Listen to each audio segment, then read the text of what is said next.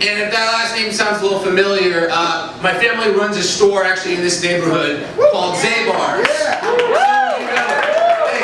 It's a Jewish market. Now, can you make some noise if you have no idea what I'm talking about? Okay, listen, I'll break it down for you.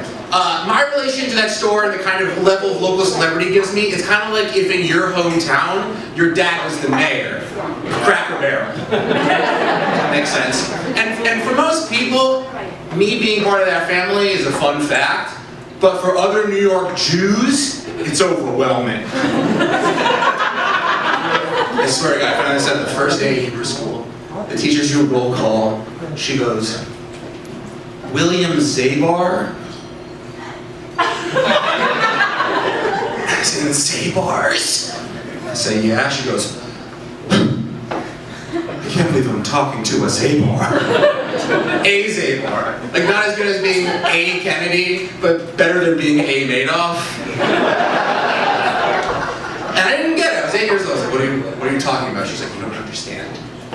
You are New York. You are New York Jewish royalty." And I was like, "Me? The Deli Prince?" Yeah, used to that. It's nice being a Deli Prince, but people ask you the same questions all the time. People are like, "Oh yeah, I bet you go there for your munchies, right?" I'm like, "Oh yeah, when you're stoned, don't you like to surround yourself with as many family members and coworkers as possible?" My favorite family member coworker is Uncle Saul. Uncle Saul is 93 years old and is still in charge of the business. He's still in the store every day. Isn't that something? I'm not saying it's a good something, but it's definitely something. One time I saw him, he was tasting the latkes, and he takes a bite, spits it out, goes, "That one's too salty." Another one takes a bite, "That tastes like shit." Takes a bite, spits it out, "That's delicious, I'll take 1,000 units. And Uncle Saul, he came up to me the other day, he goes, "Young man, what do you do here? Why are we paying you?" And I said, "I use social media, Uncle Saul. I try to make us look good to the rest of the world." He says, "Oh, so propaganda?" I said, "Yeah, Saul, that's another word for it." He goes, "Good, we need somebody doing that." Uncle Saul, I also work with some of my brothers. I have 3 older brothers. We all work there at various points.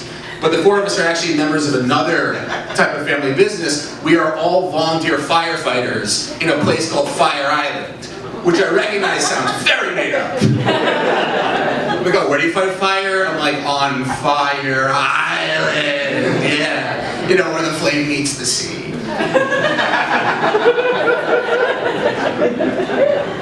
It sounds like a location from the Pokemon universe. It is a location from the Pokemon universe. You know? I noticed that telling people you're a firefighter is a lot like telling people you do comedy, in that they're always impressed even though they've never seen the quality of your work. We went to a party and the host introduced me to someone. They said, "This is Willie. He's a comedian and a volunteer firefighter." Other person says, "Wow, is there anything you don't do?" I said, "Yeah, I make money." If you think about it, I'm also a volunteer comedian. And I grew up in New York City. I still live here, but I volunteer outside of the city. And people get a little confused with that because we live in the city where the FDNY, the New York City Fire Department, exists, and it is one of, if not the greatest fire department in the world. But to make that make sense to you, the New York City Fire Department is to a prestigious comedy club what a volunteer fire department is to an improv show. Because whether you're doing improv comedy or fighting a fire as a volunteer, all you're thinking is, I hope more people show up.